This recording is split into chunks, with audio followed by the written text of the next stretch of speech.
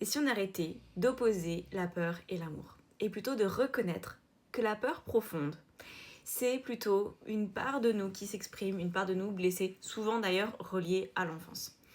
Et dans ces cas-là, on peut parfois mieux comprendre ce qui se passe. Parce que la peur de base, cette peur-là d'enfant, elle vient prendre le relais sur toutes nos réactions. C'est-à-dire que c'est elle qui nous met des lunettes, souvent vert cacadois, hein, c'est pas la plus belle couleur au monde, et qui vient nous faire peur parce qu'on réagit en fonction d'une chose qu'on a vécue il y a très longtemps. Hein.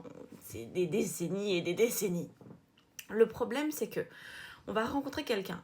On va se dire, oh, et si? Et en fait, mais non. Parce que la peur première, elle va prendre le dessus. Et elle va finalement créer un sentiment très désagréable à l'intérieur. Elle va créer une forme de stress poussé. Une forme de stress qui en fait n'est pas forcément réelle, qui n'est pas basée sur des faits.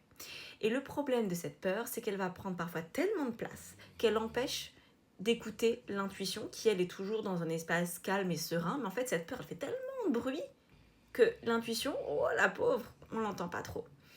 Et réussir à revenir à son intuition et à sentir si effectivement cette personne c'est la bonne ou pas, si on peut ouvrir son cœur ou pas, si on peut être vulnérable ou pas, eh bien ça demande finalement à gérer la première peur. Et le phénomène là-dedans, c'est que après, on va avoir accès à la vraie peur. Parce que oui, il y a aussi des vraies peurs. Parfois, il y a des gens qui nous font vraiment peur. Et on se dit, oulala, jamais de la vie, jamais de la vie.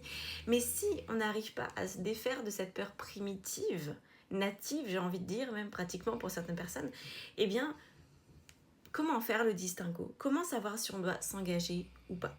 Donc, j'aimerais bien qu'on arrête d'opposer la peur et l'amour, mais il faudrait aussi, pour cela, mettre au milieu le discernement. Et comment faire preuve de discernement en traitant cette première peur, parce que sinon on n'y voit jamais clair, on voit toujours à travers des lunettes vers cacadois. Voilà. Qu'est-ce que vous en pensez de ce truc-là? Est-ce que ça vous parle? Est-ce que vous dites, ah ouais, il serait peut-être temps que je travaille ces peurs d'enfant?